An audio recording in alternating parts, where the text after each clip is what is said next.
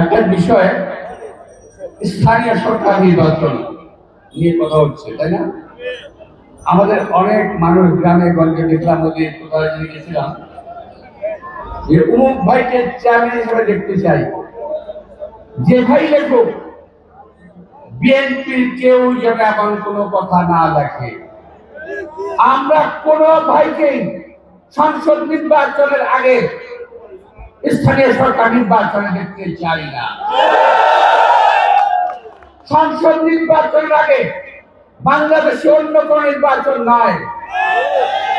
17 বছর রাজপথে লড়াই করেছি, আমাদের 5,000 নেতা জীবন দিয়েছে, হাজার হাজার কর্মী আহত অবস্থায় আছে। আমার মতো লোক আমি 13 বার জেল খেলেছি, এবং এই মঞ্চে যারা আছে সবাই মামলা খেয়েছে কম বেশি। এটা স্থানীয় সরকার নির্বাচনের জন্য নয়, এটা সংসদ নির্বাচনের জন্য।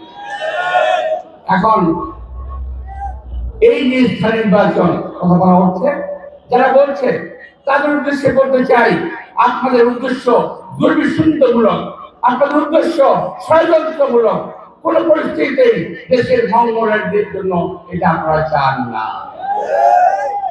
বিএনপির প্রভূত জনপ্রিয়তা দেখে, দেশনেত্রী বেগম খালেদা জিয়ার জনপ্রিয়তা দেখে, আমাদের নেতা শহীদ রাষ্ট্রপতি জিয়া রহমানের জনপ্রিয়তা দেখে, আজকে আমাদের তারেক রহমানের জনপ্রিয়তা দেখে ঈর্ষান্বিত কতিপয় মানুষ, কতিপয় দল, কতিপয় লোক বিএনপিকে একটি কোণে ছেড়ে দেওয়ার চেষ্টা করছে। তারা বিএনপিকে আওয়ামী লীগের দিকে ছেড়ে দেওয়ার চেষ্টা করছে, বিএনপিকে ভারতের দালাল হিসেবে আখ্যায়িত করার চেষ্টা করছে। তাদের উদ্দেশ্যে বলতে চাই, আপনাদের মনে রাখতে হবে, আমাদের বিএনপি কখনোই ভারতের দাবিদারি করে নাই। যদি দাবিদারি করতো, শহীদ রাষ্ট্রপতি জিয়া রহমান আজও আমাদের জীবিত থাকতো, উনি মারা যেতেন না। উনি ভারতের দাবিদারি করেন না বলেই ওনাকে আত্মহত্যা হয়েছে, ওনাকে মরতে হয়েছে। অনেকেই আপনারা শুনছেন না, কিন্তু দলের বদনাম হচ্ছে, অপকর্ম করছে আরেকজন, নাম হচ্ছে বিএনপি। এই কথাটা খেয়াল রাখবেন, এটা খেয়াল রাখতে হবে। প্রিয় ভাইরা, এটা আসি, দ্রব্যমূল্য আমাদের অনেক বেড়ে গেছে, তাই না? দ্রব্যমূল্যের কারণে মানুষ আজকে অতিষ্ঠ হয়ে গেছে। এটাকে একটা সহনীয় পর্যায়ে আনতে হবে। এই কারণে আমি সরকারকে বলতে চাই, আপনারা সংস্কার করে কান ঝালাপালা করে ফেলেন। আমাদের সংস্কার কি করছেন আমি জানি না, তবে হাতের সামনে যে সংস্কারটা আছে, এই সংস্কারটা কেন করেন না আমি এটাও বুঝি না। আমাদের কেন্দ্রীয় কর্মসূচি দ্রব্যমূল্যের ঊর্ধ্বগতি রোধ, আইন শৃঙ্খলা পরিস্থিতির উন্নতি এবং একটি নির্দিষ্ট সময়ের মধ্যে জাতীয় নির্বাচনের রোডম্যাপ ঘোষণার দাবিতে একটি কেন্দ্রীয় কর্মসূচির অংশ হিসেবে নারায়ণগঞ্জ জেলা বিএনপির আজকের এই সমাবেশ। এবং আমাদের যেহেতু নতুন কমিটি, তা আমাদের নতুন কমিটির প্রথম সমাবেশ। আমরা আমাদের জাতীয়তাবাদী দলের যে আদর্শ এবং উদ্দেশ্য, সেটাকে আমরা নারায়ণগঞ্জবাসীর সামনে তুলে ধরতে চাই।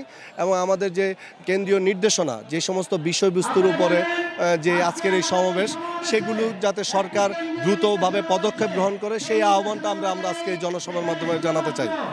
নিত্য প্রয়োজনীয় জিনিসের সহনশীল অবস্থা, আইন শৃঙ্খলা পরিস্থিতির উন্নতি এবং দ্রুততম সময় একটি নির্বাচনী রোডম্যাপ এবং ফ্যাসিস্ট আওয়ামী দোষরদের ষড়যন্ত্রের প্রতিবাদে কেন্দ্রীয় কর্মসূচির অংশ হিসাবে সারা বাংলাদেশে আজকে এই বিএনপির এই সমাবেশের মাধ্যমে আমরা এই তত্ত্বাবধায়ক সরকারকে অবিলম্বেই দ্রব্যমূল্য নিয়ন্ত্রণ এবং নির্বাচনী রোডম্যাপ, দীর্ঘ 17 বছর বাংলাদেশের মানুষ ভোটের অধিকার থেকে বঞ্চিত হয়েছে।